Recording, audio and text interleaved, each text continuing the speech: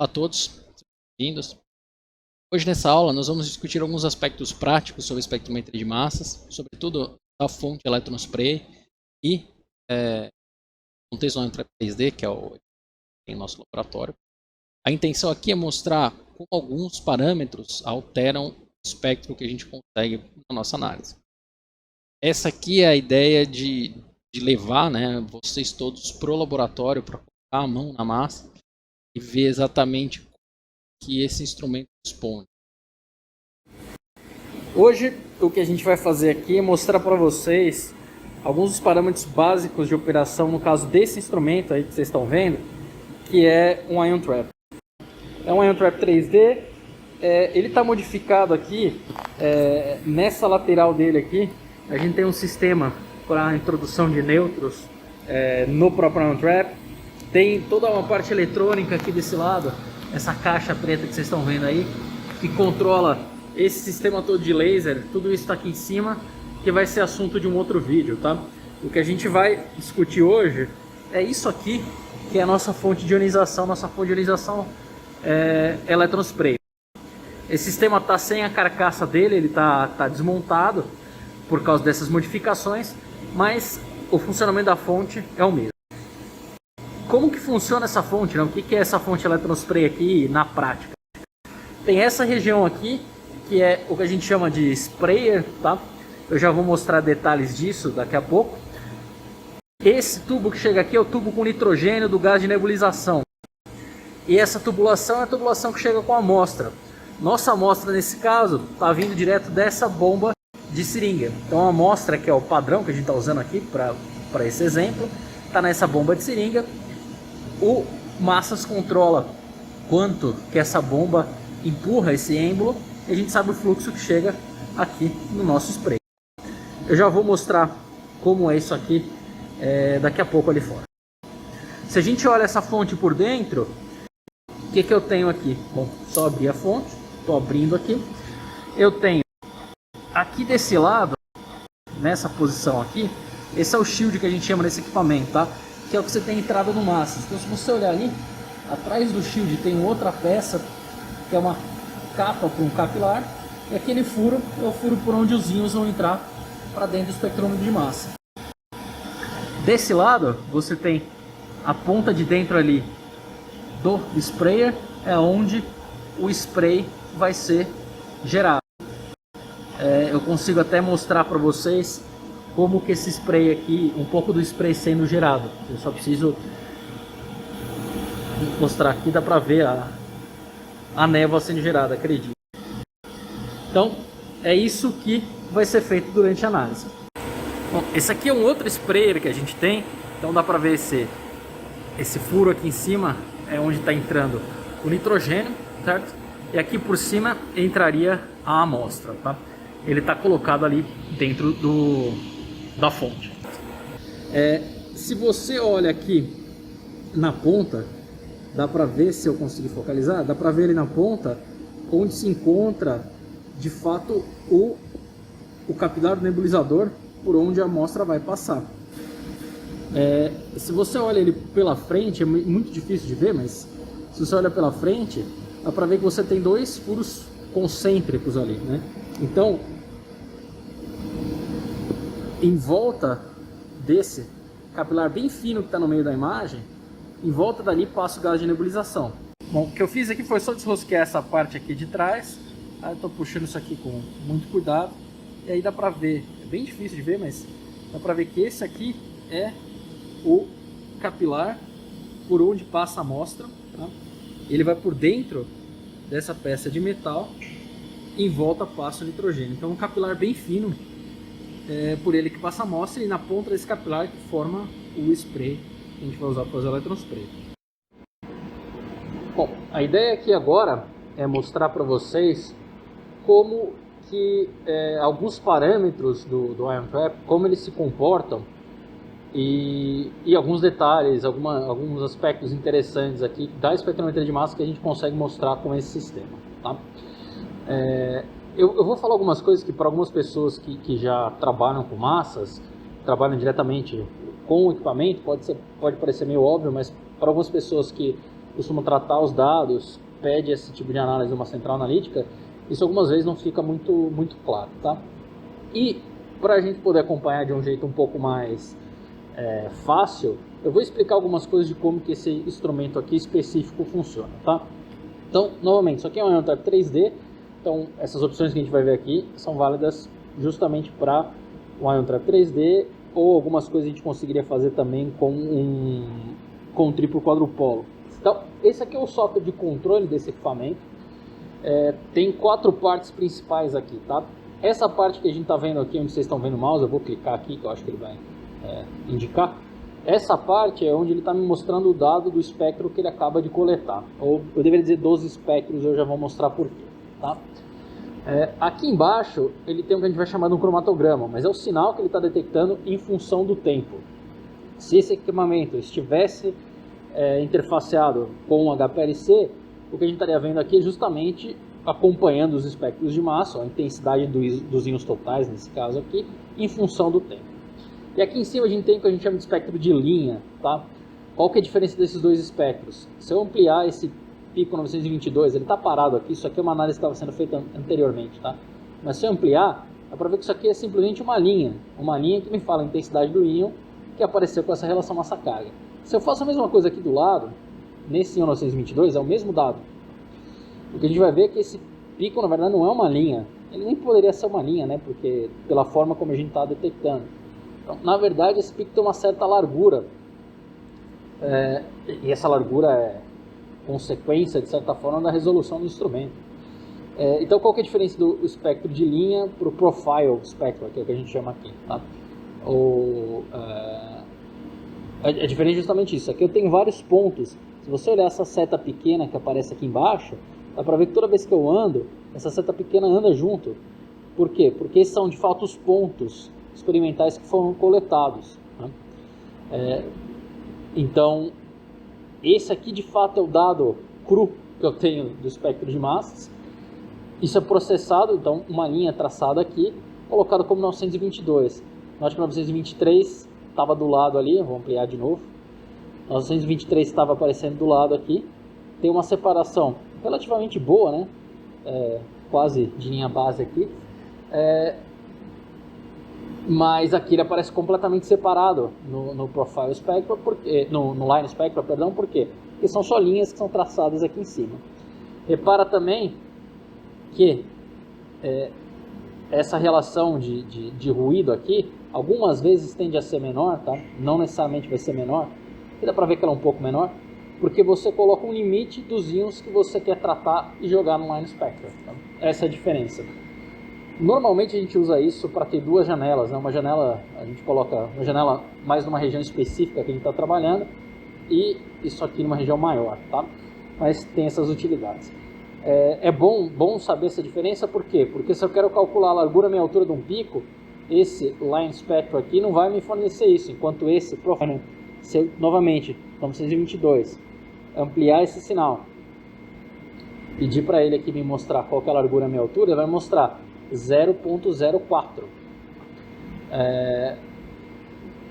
Então eu consigo calcular a largura e a altura, eu já vou mostrar como isso importa e por que isso importa. Então, bom, são essas três janelas aqui. Eu tenho o espectro de massas, que é o que a gente vai mais olhar aqui nesse momento. Massas tem três instâncias de operação, vou chamar assim. Shutdown, quando ele está completamente desligado, menos a bomba turbo, tá? Porque o sistema de vácuo vai ficar ligado permanentemente para garantir que esse vácuo é mantido e para garantir que o sistema é o mais limpo possível, então esse vácuo não é desligado.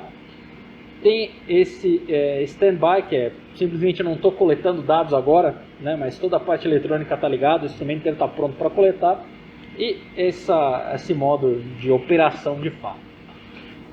Eu vou colocar ele em operação aqui, e aos poucos eu vou explicando essas opções que a gente tem. Então eu vou colocar ele em operação, você vai ver que essa janela, todas as janelas na verdade, vão começar a piscar aqui com informação de espectro de massas.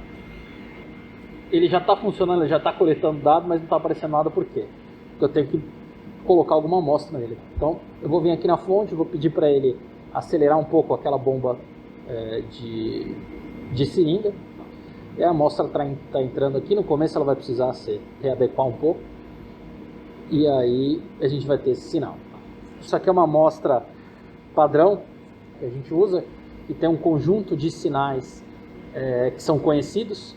Então são 10 sinais, tanto no modo negativo quanto no modo positivo. Então já aproveitando para mostrar isso, aqui eu estou no modo positivo. Se eu pedir esse modo negativo, esse instrumento específico é muito rápido, ele troca muito rápido para o modo negativo e modo positivo. Então aqui eu já estou fazendo isso no modo negativo, note que tem aqui um "-ms" apontado aqui em cima. Se eu quiser, esse instrumento permite que a gente faça isso do modo alternado, né? Então, se eu pedir o modo alternado, o que ele vai fazer é fazer um espectro no modo positivo e o outro espectro no modo negativo. E ele vai repetindo isso. Isso aqui é útil, por exemplo, se você está fazendo uma corrida cromatográfica, você tem um método que funciona bem tanto no modo positivo quanto no modo negativo, né? Método, eu digo, método da separação cromatográfica. Enquanto o pico está evoluindo, dá para ver que ele é bem rápido, né? Ele consegue pegar vários espectros tanto no modo positivo quanto no modo negativo. Note que fazendo isso, eu vou resetar esse cromatograma aqui porque tem informação do passado aqui. Então, fazendo isso, ele vai indicar aqui esse vermelho e azul, que ele está no modo alternado. Se eu tiro o modo alternado, aí agora ele volta para o modo negativo, ele fica no modo negativo. Ou eu posso trabalhar também no modo positivo. O que ele faz é que ele justamente inverte as polaridades das tensões que ele está aplicando, certo? Eu vou colocar no modo negativo só porque está mais limpo hoje. O modo negativo costuma ser mais limpo, né? E aí a gente pode ver algumas outras informações aqui. Então, eu tive que ligar a fonte. Então a gente já veio para essa página da fonte. Aqui na fonte eu tenho várias opções, nesse caso a fonte Electron Spray que a gente está utilizando. O que está acontecendo nesse setor aqui? Eu pedi para ligar a bomba de cilindro, então ela está realmente injetando a amostra. Esse botão é acelerar um pouco o fluxo, então quando você troca de amostra, você quer limpar um pouco, assim que você começa, pode ter secado o começo do capilar, você joga mais amostra. Aqui é o fluxo da amostra, então eu vou tirar dessa opção aqui, que o eixo Y é automático. Vamos ver se eu consigo mostrar isso para vocês. Então eu estou 1/10⁷ aqui. Se eu aumentar 10 vezes essa amostra, eu costumo ver um aumento de sinal. Isso depende muito, de fato, do sistema, tá? Mas dá para ver que ele está aumentando lentamente aqui, tá? Foi de 1 para 1.5. Então, isso aqui vai sujar muito meu massas, porque eu estou jogando muita amostra. Então, como eu já tinha um sinal alto, eu não preciso disso tudo. Mas isso mostra o efeito, né? Eu vou diminuir de novo para 150 microdios por hora, que é o que a gente costuma utilizar normalmente. Dá para ver que isso aqui vai cair de novo. Então, normalmente, quanto mais amostra você tem, mais amostra você joga, mais sinal você consegue, em linhas gerais, tá? Tem um problema aí, a gente já vai explicar qual que é esse problema. Outra coisa que a gente pode controlar aqui são o gás de nebulização e o gás de secagem e a temperatura do gás que a gente tem na fonte. A temperatura é um pouco complicado de mostrar o efeito, porque ela demora para subir e demora para baixar. Isso depende muito da amostra, mas normalmente a gente vai aumentar essa temperatura para conseguir dessolvatar melhor a amostra. E a mesma coisa com dry gas. Vou mostrar para vocês o efeito disso, tá? Então tem esse dry gas, eu vou jogar isso aqui para 8 litros por minuto, estou dobrando a quantidade. E o efeito que a gente vai ver, nesse caso específico, a gente está baixando um pouco o sinal desse sistema. Isso varia muito para íon positivo e íon negativo, varia muito para a amostra que a gente está utilizando. Essa amostra não é muito sensível a isso não. Se aumenta muito, está caindo um pouco o sinal. Lembra que nesse sistema esse dry gas está vindo contra os íons. Então normalmente você dessolvata, mas você perde um pouco de sinal. O padrão é 4, a gente deve conseguir ver isso aqui subindo um pouco, certo? E esse aqui é o gás de nebulização. Lembra que nesse Electron Spray ele é pneumaticamente assistido, esse é o termo. Então, se eu desligar o gás de nebulização, esse sinal tende a cair. Caiu rápido e quase instantaneamente aqui. Lembra que a escala, normalmente a gente coloca a escala relativa, né? Mas dá para ver que nessa escala não tem sinal nenhum. Se eu tentar ampliar esse sinal aqui, eu consigo ver os íons que eu estava procurando, né? Então, isso aqui é uma coisa interessante de espectrometria de massas. Eu estava em 10⁷ e estava vendo sinal. Eu desci 3 ordens de grandeza, estou em 10⁴ e eu continuo vendo sinal. Isso é o que a gente chama de limite dinâmico de detecção. E melhor ainda, no massas eu consigo ver um sinal de 10 a quarta próximo a um sinal de 10 a sétima. Numa análise, por exemplo, de um UV-Vis, você tem uma saturação do seu detector. Então, se fosse luz chegando, muita luz num comando de onda, pouca luz no outro, você algumas vezes costuma ter efeitos de saturação. Então dá para ver que cai bastante essa intensidade porque eu desliguei o gás de nebulização. Se eu voltar mais ou menos para a faixa de valor que a gente estava usando antes, ligar o nebulizador, esse sinal tende a subir. Bom, outro efeito que a gente pode ver é a voltagem que está sendo aplicada. Ele tem um offset de tensão aqui, isso é específico dessa fonte, então não vale muito a pena explorar. Mas o que a gente pode ver é o efeito dessa alta tensão. Eu vou descer isso aqui para 1000 volts. O que acontece normalmente é que esse sinal cai. Então com 1000 volts esse sinal caiu. Vou pedir para ele ajustar automaticamente a escala aqui para ver onde apareceu. Lá por volta de 10 a quarta. Então você vê que está sendo formado o sinal. Eu vou aumentar isso aqui, eu vou deixar ele no automático. Então note que essa escala está automática. Você vai ver sempre o íon aqui no máximo de intensidade, mas note que a escala, o valor da escala aqui vai mudar. Então eu vou mudar isso de 1000 para 1500, não é? Não vai mudar muito, mas já vai subir. O que é importante aqui? Note que a distribuição de íons mudou. E é isso que eu queria mudar. Isso que eu queria mostrar. A distribuição de íons depende também desta voltagem que você tem aqui. 2500, por exemplo. Bom, note que já subi 10 vezes e a distribuição está mudando. Vou voltar isso aqui para... vamos para 3.500. Subiu mais 10 vezes, note que subiu mais 10 vezes e a distribuição já não está mudando tanto. 4.500 que é o valor que a gente tinha antes. Voltou para a faixa de 10 a sétima, está um pouco mais baixo. Eu vou tirar do automático aqui, tá? Quase 10 a sétima. 1 vezes 10 a sétima, como tinha antes. Quase lá, chegando lá. E eu vou mudar agora, vou aumentar mais. Vou para 5.500 para ver o efeito. Sobe um pouco mais. Note que não sobe tanto quanto, né, subiu as mudanças anteriores. Como que a gente vai achar esse valor ideal? Bom, a gente vai achar esse valor ideal, depende da amostra, dependendo do íon que você quer ver, qual a concentração da sua amostra, e você pode brincar com todos esses parâmetros ao mesmo tempo. Uma coisa interessante, esse número aqui é uma corrente elétrica, por isso está em ampere, está em nanoampere, 10 a menos 9 ampere, é uma corrente elétrica fechada no circuito onde os íons estão carregando essa corrente elétrica passando pela fonte. Então o que isso me dá ideia é da quantidade de íons que estão sendo formados, a quantidade de íons que estão sendo injetados para dentro do massas, né, eu deveria falar. Então eu vou voltar esse valor aqui, pôr no automático aqui a escala. Então, lembra, está quase 10 a sétima, eu vou baixar isso para 500 volts. Note que esse valor aqui caiu de 15 para 2, 3, quase zerado. Então praticamente eu não tenho sinal. 1000 volts a gente viu que a gente já tinha um pouco de sinal. Esse valor aqui vai subir para 4 nanoampere. Ou seja, o que é essa corrente?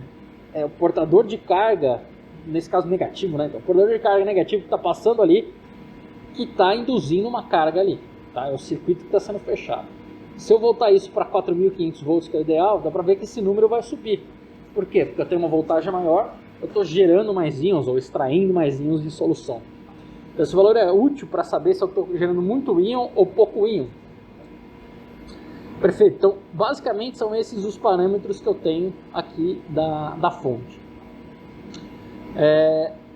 Quais outros parâmetros que eu consigo mudar aqui? Então vou voltar para essa questão do modo aqui. Eu posso salvar só o espectro de linha, só esse profile, né, que é o espectro de fato, ou os dois. Tem alguns outros modos aqui, mas não importa muito. E o que importa é essa região que está aqui desse modo do scan. Esse equipamento tem 3 modos de scan. O Ultra Scan que a gente está trabalhando aqui, que é o modo onde ele varre 32.500 unidades de massa carga por segundo. Então se você faz a conta, a gente está coletando aqui de 100 até 2.200. Então basicamente 2.000 unidades de massa carga. Ele faz 30.000 por segundo, então ele vai demorar frações de segundo para fazer isso, algumas centenas de milissegundos para fazer isso, para tirar cada espectro. Isso que ele está mostrando aqui não é um espectro que ele mostra, que ele tira, tá? Se você olhar nesse setor aqui, eu tenho informações, eu tenho parâmetros do trap especificamente. O que importa para mim agora nesse ponto é isso aqui, o número de médias e essa média móvel que eu já explico, tá? Então o que ele está fazendo na verdade é que ele está tirando 10 espectros, somando e mostrando na tela, certo? Então se eu colocar isso aqui como um espectro só, dá para ver que ele vai começar a atualizar esses espectros de massa muito rápido. Essa é a velocidade que ele demora para tirar um espectro nessa faixa inteira de massas. Se eu diminuir essa faixa de massas, por exemplo, para, vamos lá, 500 até 1200, que é, vou pegar esses doisinhos, tá aqui, 600 e o 1034, tá? 1200, ele tem um intervalo menor de massas para coletar, então ele fica mais rápido ainda.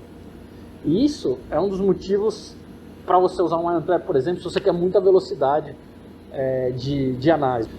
Esses equipamentos são muito rápidos, o Ion Trap é muito rápido, é uma máquina muito rápida. Tá? O que é essa média móvel? O que ele faz é que ele tira um espectro e joga um espectro ali para você. Só que esses espectros têm uma variação de sinal. A fonte eletrospray não é estável, dá para ver que o sinal fica variando bastante. Então o que ele faz aqui? Ele tira um espectro com uma média nesse caso, tira outro espectro com mais uma média, tira 3 espectros que pedir e aí ele atualiza. Jogou o próximo, tirou mais 3 espectros. Em vez de ele jogar o próximo resultado, o que ele faz é que ele filtra isso pela média móvel. Então se eu colocar isso aqui em 10, note que a variação vai ser muito mais lenta. Por quê? Porque ele está fazendo uma média com 10 espectros, joga o 11º fora que ficou lá no passado e faz mais um. Fez o 12º. Joga um espectro lá do começo fora e faz a média. Se eu colocar isso aqui em 20, ele vai variar muito menos. Então o que acontece? O sinal está variando? Tá. Ele está tirando espectro tão rápido quanto ele estava antes? Está tirando espectro tão rápido quanto ele estava antes. Só que o que muda aqui é que para ele te mostrar o dado, ele está filtrando isso para filtrar a variação. Então, se eu colocar isso aqui em 3, que é o que a gente costuma usar aqui, tá? E desligar isso, isso é o espectro que ele está medindo. Essa é a variação genuína de espectros. São esses espectros que chegam para ele a cada instante. Como que a gente varia, como que a gente pode fazer uma análise quantitativa com esses dados que estão aqui? Não pode, né? Então o que a gente vai fazer é o quê? Aumentar o número de médias. Sem média móvel, estou aumentando o número de médias. Agora eu estou fazendo a média, né? Estou integrando, se você quiser pensar, 10 espectros. Se eu estou integrando 10 espectros, o que você está vendo é uma variação menor, porque você já está fazendo a média de 10 espectros. Se eu peço a média de 20 espectros, essa variação vai ser menor ainda.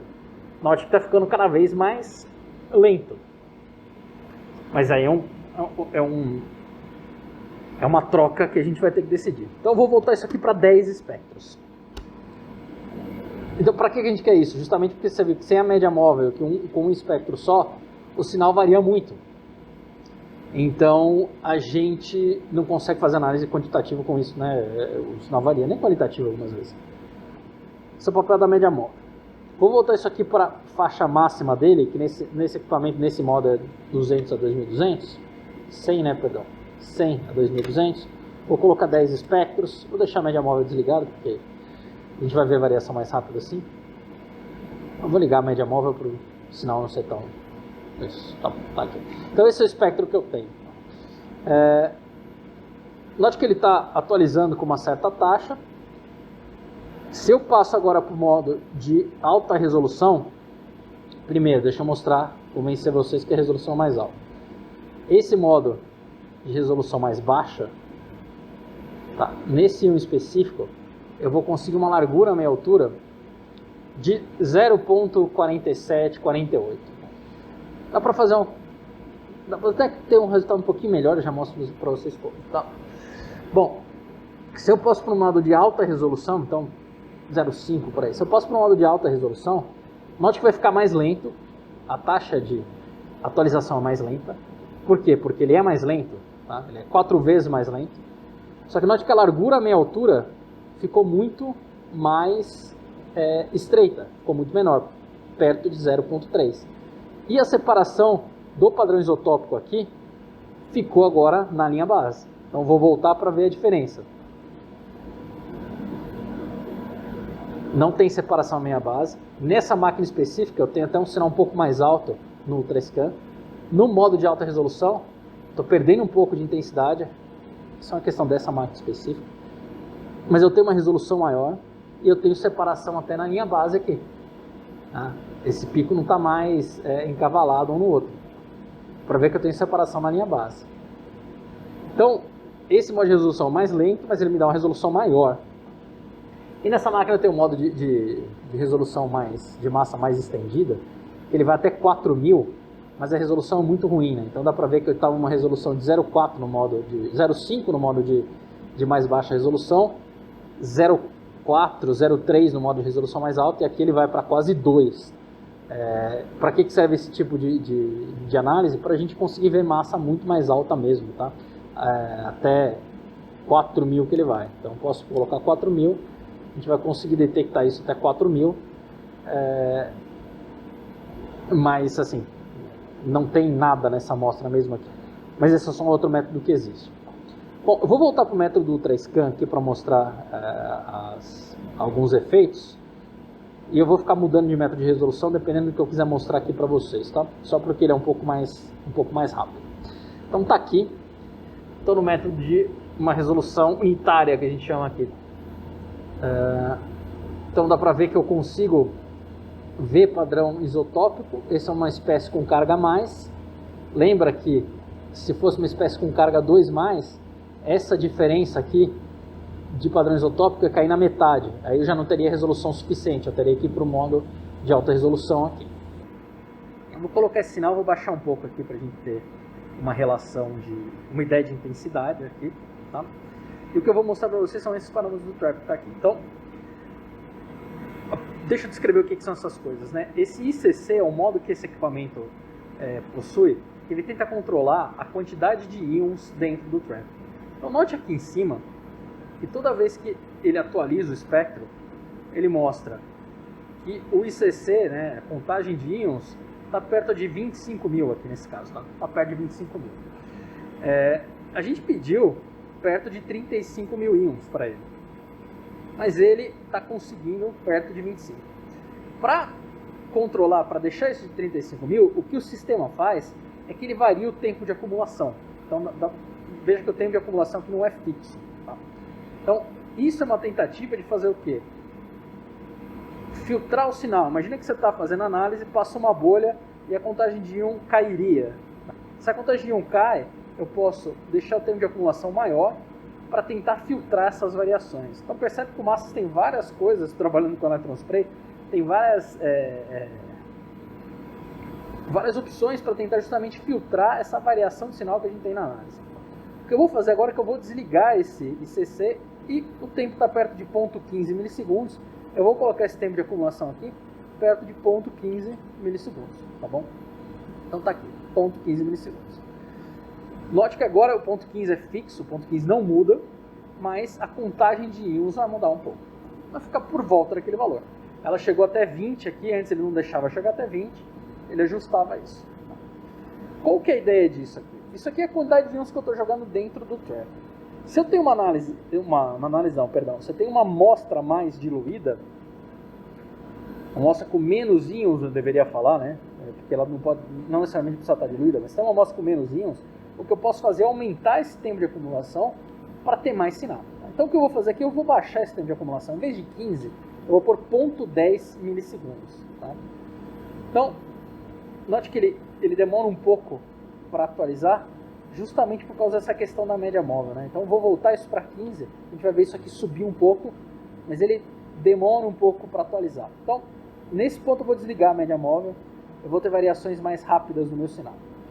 E eu vou baixar isso aqui de novo para 0,15. Então, dá para ver que não muda muito, né, o sinal nessa faixa. Então eu vou por 0,5. Perdão. 0,05. 0,05. Então o que eu fiz? Eu diminui bastante a quantidade de íons que eu estou jogando dentro do meu Massas. Eu ainda tenho íons suficiente para detectar. Então, em vez de 21.000 íons, eu estou perto de 8.000, tá? Dividi mais ou menos por 1/3, tá? forma geral. O que aconteceu? Eu diminuí um pouco o sinal. É difícil ver isso porque nessa taxa de variação aqui, o sinal é difícil verificar porque ele varia muito, tá? Mas não mudou muito a minha intensidade. E note que a largura, a meia altura, tendeu a diminuir um pouco. Né? Aqui eu estou ficando com muito pouco íon, tá? Então eu não consigo diminuir muito. Eu vou diminuir para 0.02. Então, muito pouco íon vai entrar no massas. A intensidade tende a cair um pouco mais, ela vai variar, né? Porque nem sempre eu estou colocando menos íon. E chega a um ponto onde eu tenho esse valor, essa largura, meia altura, tende a diminuir um pouco. Por outro lado, é mais fácil de mostrar isso para vocês, né? Então a gente começou com 0.15. Com esse valor baixo, o sinal vai ser mais instável. Por quê? Porque nem sempre naquela largura de pulso de acumulação eu consigo coletar a mesma quantidade de íons. Aqui eu estou mostrando mais efeitos. Então ele é um pouco mais estável. Note que ele é um pouco mais estável o sinal. Mas vou aumentar isso aqui. Agora sim eu vou pôr 0.50. Nota o que vai acontecer com a largura meia altura. Essa largura meia altura fica muito mais larga. A quantidade de íons aumentou, a largura fica muito mais larga e, contraintuitivamente, esse sinal caiu. Esse sinal estava perto de 1, esse sinal caiu. O que está acontecendo aqui?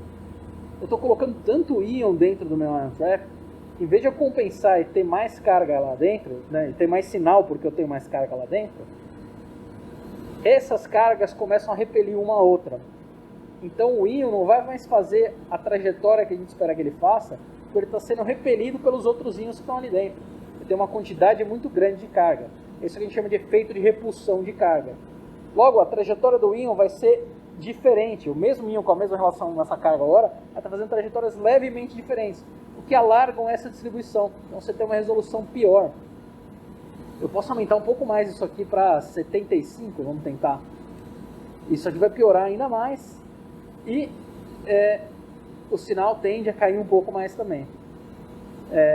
Por que o sinal tende a cair um pouco? Você tem tanto íon ali dentro que é difícil aprisionar esses íons dentro do ion trap. Tá?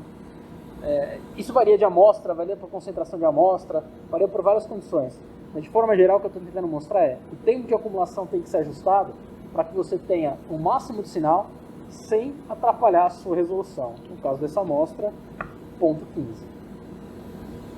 Note que o ICC aqui muda, então eu posso fazer a mesma coisa, né? Eu vou multiplicar isso aqui, deixa eu colocar 50 de novo. Coloquei 50, esse ICC vai para perto de 80 mil, tá? Então o que eu vou fazer é voltar para 0.15, o ICC é perto de 25 mil, tá? 35 mil que estava aqui. Então, se eu ligar o ICC em 35 mil, eu tenho esse mesmo parâmetro aqui, né? Esse mesmo tipo essa mesma largura, meia altura. Se eu colocar isso aqui para de 85 mil, é o mesmo efeito.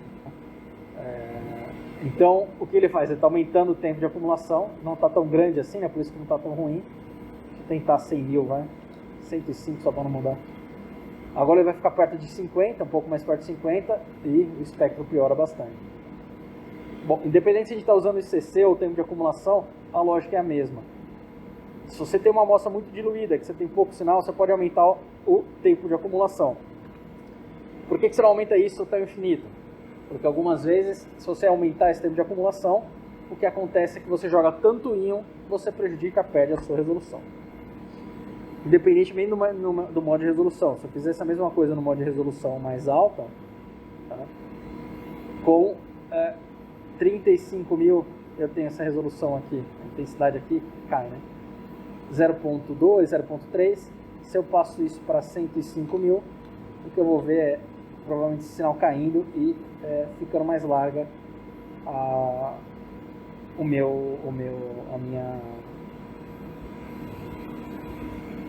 o pico, né? Vai ficar mais largo, essa banda vai ficar mais larga. Tá? Você vê que eu estraguei a resolução no meu equipamento colocando muito íon lá para dentro. Então esse é um efeito interessante.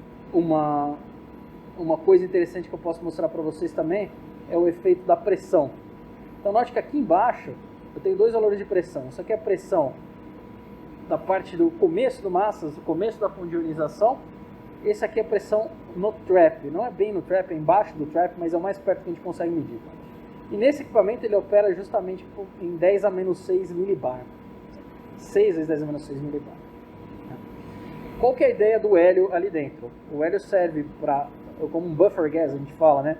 Então ele tenta compactar a nuvem de íons para ela ficar no centro do trap e ela por colisão, né, também fazendo isso permite uma acumulação de qualidade maior, né? Você consegue acumular mais íons, você não deixa esses íons escaparem, você está aprisionando ele com gás, você está fazendo uma pressão de gás para eles ficarem retidos no centro desse ion trap.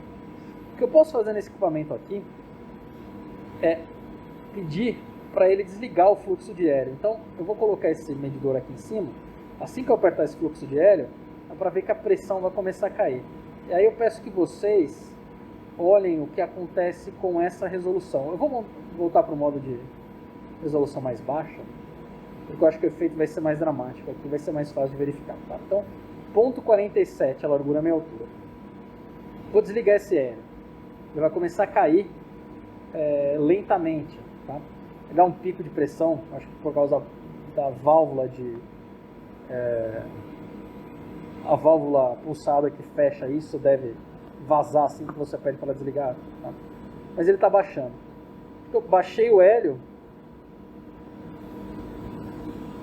e eu estou perdendo sinal, caiu bastante o sinal, e eu estou perdendo resolução. Tá? Perdendo sinal, eu estou perdendo resolução. Ou seja, sem hélio, com pressão muito baixa de hélio, eu tenho um sinal muito baixo e tenho uma resolução. Eu vou mudar a escala aqui, tá? Vou aumentar a escala aqui para diminuir, na verdade, a escala, para conseguir ver o sinal. Então está bem baixo aqui. Vou encher a tela com esse sinal. Tá? O sinal está bem baixo. Por quê? Porque eu estou operando basicamente sem fluxo de hélio. Essa pressão vai cair. Para quanto que essa pressão cai? 3 vezes 10 a menos 6. Então essa pressão cai. Bom, eu estraguei completamente o meu espectro. Vou ligar o hélio de novo. Né? Vou apertar aqui. Note, vou apertar o hélio. Ele vai subir essa pressão. O meu sinal sobe quase que imediatamente. Tá? Então, o que o hélio está fazendo? Está me dando mais intensidade de sinal, porque ele não deixa esses íons escaparem. Ele ajuda esses íons a ficarem no centro do trap, onde o potencial é melhor, e também impede que eles escapem, porque eles têm que colidir com o hélio para escapar do trap. Termalizam esses íons também, né? Então você consegue uma resolução melhor nesse espectro com uma condição com um fluxo de hélio aí, tá? Algumas vezes, se você aumenta esse fluxo de hélio no modo de alta resolução, vou tentar fazer isso. Se você aumenta esse fluxo de hélio, aqui eu não consigo ter um controle tão preciso, mas se eu aumento esse fluxo de hélio, eu posso ter efeitos um pouco diferentes, tá? Então dá para ver que ele está ficando um pouco menor aqui.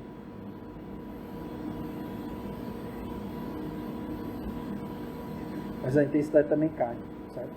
Você não vai ver que cai tão rápido porque demora para o espectro. Então nota, nesse caso, eu tenho menos hélio, eu perdi sinal, mas essa largura, a minha altura ficou um pouco mais fina. Tá? Porque tem menos colisão. Se eu tenho menos colisão, a órbita a trajetória desses íons é mais bem comportada. Se eu coloco hélio, esse número tende a aumentar.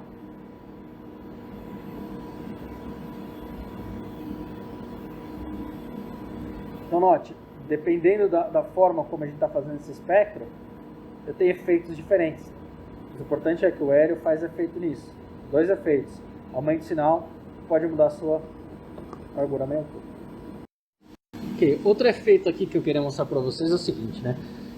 A gente tem essa opção de otimizar aqui os parâmetros da fonte e tem esse método, que é um método que ele chama de Smart, que ele já ajusta valores dependendo da relação massa-carga que você quer ver, tá? Então, duas coisas importantes. Você tem esse espectro de massa, você pode falar, não tem nada nessa região de massa baixa. Isso não é verdade. Depende da forma como você está analisando, tá? Então depende dos parâmetros que você está utilizando. Nesse caso, ele está em 1500, ele está otimizando o sinal para essa região. Não é à toa que esses são os íons de maior intensidade. Note que se eu aumentar isso aqui para 1800, por exemplo, tá? Essa distribuição vai ser arrastada para valores mais altos. Isso aqui vai ser arrastado para valores mais altos. Deixa eu deixar ele automático aqui. Se eu colocar isso para 2000, você vai ter isso para valores mais altos ainda. 2200, mais alto ainda. Então, o que isso muda? Isso muda os parâmetros que a gente está aplicando. Eu posso ir para baixo também, tá? Posso ir para 1000. Você já vê que nessa região de massa baixa aqui eu tenho alguma coisa aparecendo. 700, por exemplo, começa a ver uma coisa nessa região mais baixa. Então, mesma coisa, nessa amostra o sinal mais baixo é 113. Tá? Se eu venho para 100 aqui,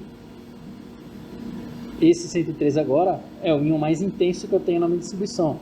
Então, por esse espectro, você vai falar, eu não tenho nenhum, né, quase nenhum sinal nessa região. Note que tem a questão do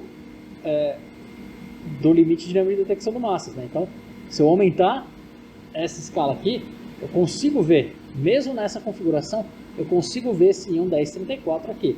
2 ordens de grandeza menor do que o íon 113. Tá? É uma ordem de grandeza, na verdade, menor. Tá? Mas assim, o importante é, os parâmetros da sua fonte mudam bastante, tá? A distribuição de íons que você vai ver. Que parâmetros isso aqui está mexendo? Bom, se eu peço para ele mostrar todos os parâmetros, ele está mexendo em várias voltagens, no nível de radiofrequência que você tem, nesse trap drive que a gente chama, mas 4 valores são fundamentais: funil 1, funil 2, o nível do RF e esse trap drive. Se eu diminuo esse trap drive, normalmente eu favoreço espécies com massa carga menor, que eu destruía o meu espectro, mas deu para ver. Se eu ponho em 75, por exemplo, isso deve arrastar para massa maior. Então, essa é a ideia aqui. Se eu mudo, por exemplo, esse RF level aqui, pela metade, dá para ver que não mudou muito o sinal, o que mudou foi mais a intensidade. O que eu posso fazer é clicar aqui, por exemplo, vamos supor que eu quero o 1034, pedir para ele rodar esse SPS. O que ele faz é que ele aplica as tensões que são mais indicadas para esse íon. Então ele ajustou isso aqui tudo automaticamente. Você pode fazer também nesse equipamento, essa opção de otimizar aqui, e aí fala para ele o seguinte, ó, eu quero que você otimize o sinal do 602. Vou otimizar do 602 porque é um íon que não está com o sinal tão baixo. E aí, como que ele vai fazer? Ele vai mudar o que a gente chama de Ion Optics. Eu podia otimizar cada uma das voltagens que eu tenho ali, dos parâmetros separados, ou esse Ion Optics ele permite com que eu mude justamente RF Level, Funil 1, Funil 2 e o Trap Driver automaticamente. Tá? Então eu vou aqui 602, vou pedir para ele começar. Então o que ele vai fazer? Aqui em cima ele vai mostrar o parâmetro que ele está mudando e o sinal que ele teve. Então aqui ele está colocando os pontos e aqui ele tenta achar o máximo desses pontos. Ele faz isso 3 vezes, faz isso 3 médias e acha o máximo. Nesse caso o máximo parece estar por aqui ou por aqui. Ele vai tentar otimizar e vai escolher um valor. Lembra que o 602 estava mais baixo, 602 não era o sinal mais alto do espectro, era o 1034. Demora um tempinho para fazer isso aqui.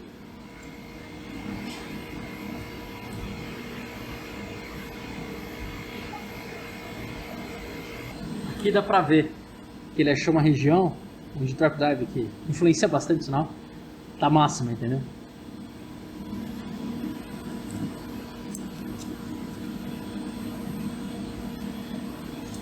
Aqui também, ó, no funil 2, o máximo está aqui em próximo a menos 3 volts.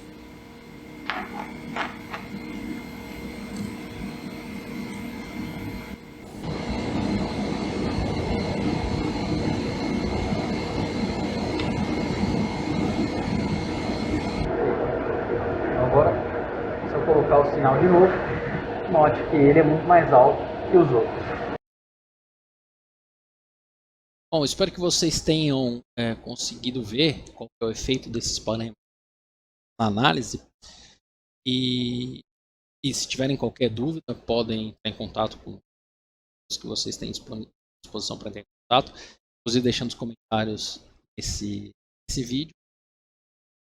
E qualquer outra dúvida, sugestão também deixar nos comentários. Muito obrigado e bons estudos.